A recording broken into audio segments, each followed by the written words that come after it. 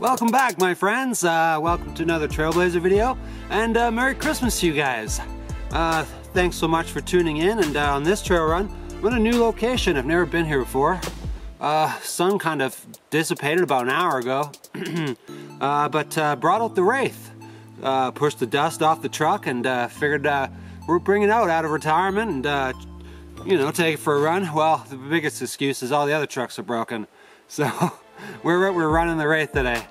So yeah, not bad weather, +2 out. I think we're just gonna try and head down to the river here, see if there's some waterfalls around here. Other than that, get some cool slow-mos of the truck, run the old Wraith again, and have some fun.